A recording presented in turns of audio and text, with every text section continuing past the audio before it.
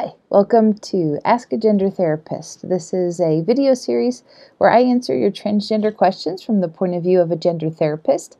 I am your host, Dara Hoffman-Fox. I am a licensed professional counselor in Colorado. So this week's question is basically me taking a lot of the different messages I've gotten and mushing them up into probably 3 different statements that I'm going to read to you. And once I read them to you, my guess is that you're going to connect with this because I'd say 50% of the questions I get fall into this category. So let's go ahead and get started with that. For instance, here's something that I've heard a lot of people ask me. How do you know if being trans is a phase or not? Here's another one. I think I am transgender, but every time I think about it, I get really confused. And suddenly I don't know how to feel about anything. Is that normal? And here's another one. I wish I was female. However, I am kind of content staying male. I am so terrified. I don't know what to do. So what we're going to do in this video is first, I'm going to ask you a fairly simple question that you can ask yourself to see what direction you should go in next. The next thing I'm going to do is talk about the different feelings that come up that you can definitely expect to have. And the last thing I'm going to talk about is what you can do about those feelings so that you can continue moving forward to try to find your answers. So I'm very fond of using the whole idea of our life being a journey, and you can even call it a quest. So let's say that those of you who have this kind of thing on your mind, it means you are trying to figure out if you should start a quest. You are on a quest to find out your truth, your answers about yourself. So when I said I'm going to ask you to ask yourself a simple question, this is what I meant. I want you to think about it in these terms when it comes to your questions about your gender identity. Think about what was your assigned gender at birth. So for those of you who are new to this, what that means is when you were born, the doctor looked and saw either a penis or a vagina and said you're a boy or you're a girl. And you were thus assigned a gender at birth. So think about what gender you were assigned at birth, and more than likely you've been raised as that gender. And that comes with certain expectations, certain stereotypes. Think about how comfortable are you with that assigned gender. So for instance, let's say over here we have female, and you were assigned female at birth. So think about whether or not you're comfortable with that. Are you completely comfortable with it like this? Are you like, I don't know, maybe like here's male. You're like, maybe I'm feeling a little bit more like this. Maybe I'm more in the middle between male and female. Maybe I'm all the way over here at male. Maybe I'm nowhere on that spectrum. So what that does is that answers the question for you is depending on how far away your comfort level is with your assigned gender at birth means whether or not you want to take this another step and find out some more answers for yourself. There are people out there who are very comfortable with the gender they were assigned at birth. It's almost like, oh, that's lucky. It turns out that what the doctor guessed you are in terms of your gender, that doctor was right. But for a lot of people, that is not true, and it takes some time to figure out the answer for yourself about that. So what I call this is basically you are now aware of the fact that you need to start your quest to find out what is your true gender identity if it is not your assigned gender at birth. So does this mean maybe you're transgender? Sure, maybe it does mean you're transgender. Does it mean that you actually are fine with the gender you were assigned at birth, but you're not okay with the expectations that have been put upon you or the stereotypes that have been put upon you because of that gender? That could also be true. So what that means is next, it's time to go on your quest to find out these answers.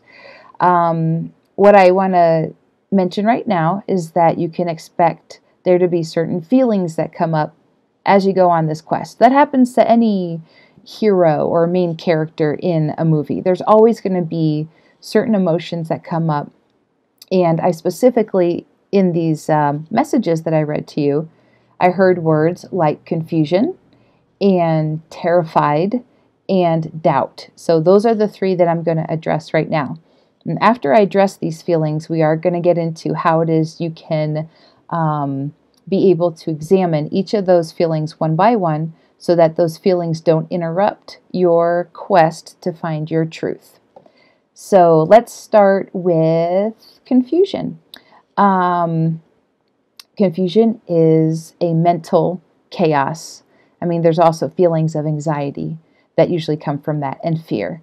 But a lot of times it's that feeling of back and forth in your head. I'm not sure if I'm this. I'm not sure if I'm that. How do I feel about this? So that can be a pretty awful place to be in because it's very stressful. And so that's one feeling that you can expect to come up.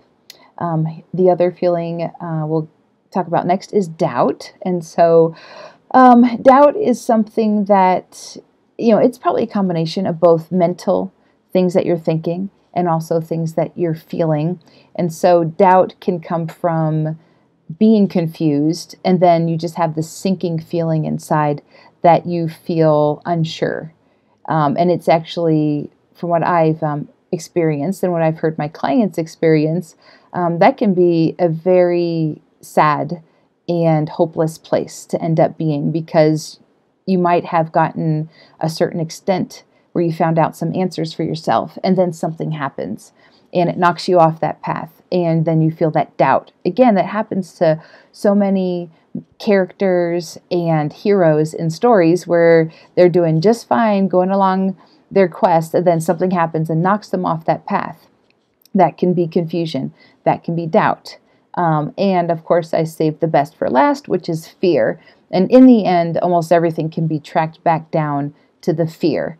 You may be getting closer to the truth of your answers, and that's a lot of times when fear comes in at its strongest. At its root, fear is really, on a certain level, trying to protect you. They call that a lot of times the ego. The ego doesn't want you to go about making these changes about yourself and in your life because the ego feels safe where it is, and it doesn't want things to get messed up. It doesn't want life to change. And so that's a difficult place to be in, because part of you wants everything to just stay the same. But as you probably know, the more you try to repress your truth, it's still going to mess with you no matter what. So what's important to recognize is that confusion, doubt, and fear are all going to come up. It's very normal. In fact, it's expected. It means that you are actually getting closer and closer to your truth the more these feelings come up. So that can probably sound very frustrating, because then it's like, well, how am I supposed to then get to my truth if these feelings and thoughts keep interfering? So that's where we're going to go next, into looking at how can you get to know these feelings? How can you examine them so that you don't have to repress them, and also so they don't block your ability to find your truth? So I'm going to call these the magical elixirs. So again, it's like you're on a quest, and you need to have different tools, and you need to have different support so that you can get through this. And so let's start with education. In any sort of story or quest, a lot of times the person involved in it takes some time to study. They go maybe to a big library, or they go visit a wise person. They need to take time to gather information so that they can feel like they understand better what's going on. So when it comes to figuring out your gender identity, there's lots and lots of ways that you can find out more information and get education for yourself about this. And the more information and education you have, the more you will probably find out different options for yourself. You may think it's either this or that, and I don't think I'm that, so therefore I can't do anything. No, it turns out that there's lots of different options for you. So, of course, we are so fortunate that we have the internet for this reason, meaning that you can explore YouTube to find different videos of people who have gone through this. You can look at joining different discussion forums. You can look at joining different support groups. You can read blogs from people who are transgender or who are questioning their gender identity. You can find out so much information that is out there so that you can learn more about who am I? Do I see myself in any of these people that I'm hearing their stories about? So education, not to sound too cliche, but it is going to be power for you. Think of it as a magical elixir to help you through this quest. You can also read books. You can watch different movies. You can talk to other people who are transgender or who are going through this experience. So you might discover, for instance, oh, there's such a thing as agender or gender fluid. I didn't know that. You might figure out that when it comes down to masculine and feminine energy, that just because you're female doesn't mean you have to have super high feminine energy. You can have a mixture of both. Just because you're male doesn't mean you have to be super masculine or super macho. That could be new information that could be very helpful for you to figure out your truth. Next, we have also finding who your support team is. And in most good adventure movies, there's this sort of phase at the beginning where people gather like different helpers. Like, oh, this is the person who's going to be good at data, and this is the person who's got the muscle. This is the person who is wise, is going to offer me advice. And so think about it as you're going to be building your own team to help you with this. Now, how do you do that? One person could be a counselor. They could kind of be your wise person. I guess I'm kind of assuming that means I would be the wise person in that story. Well, that's kind of cool. You can turn to other people who have already walked this path and turn to them for advice. You can find people in your life who maybe are going to be there to provide your comic relief when you're really stressed out. People who you can turn to cry on when the emotions get to be too much. So basically forming your team so that you can go on this quest knowing that you're not in it alone. So let's see, another magical elixir would be tapping into any creative outlets. Now, this isn't necessarily for everybody, but for those of you that this sounds like a good idea, it means you would be journaling, you could be doing forms of art, you could be writing music, you could be singing music, you could be acting. These are all different ways in which you can kind of get away from the part of you that is overanalyzing and worrying and stressing.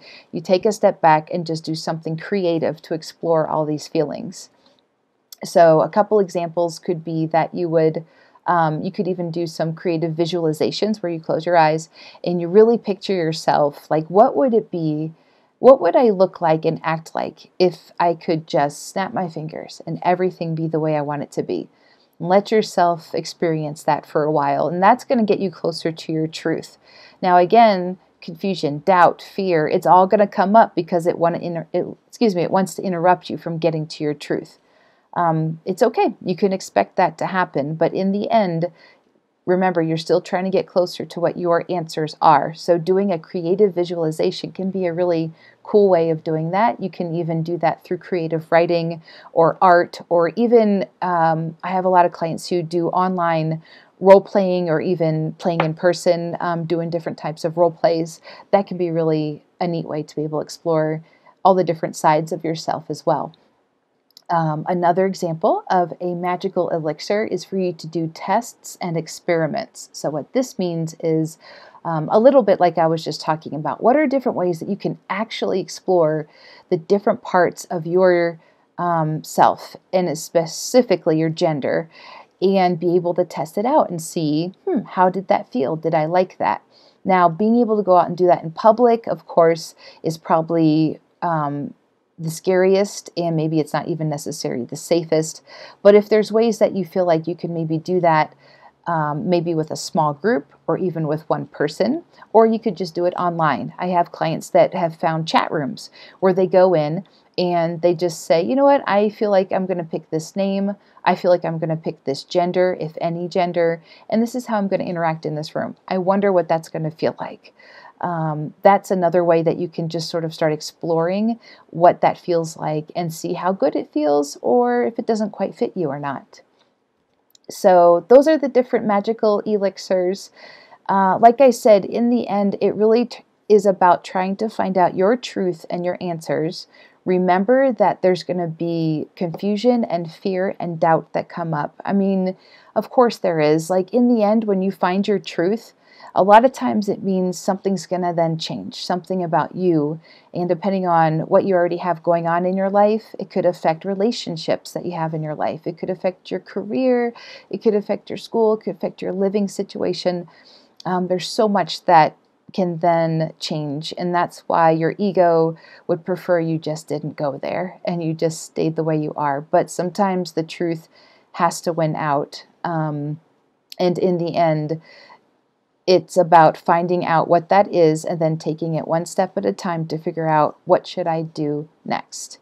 And that's something we'll have to talk about in another video because I have definitely taken up plenty of your time at this point.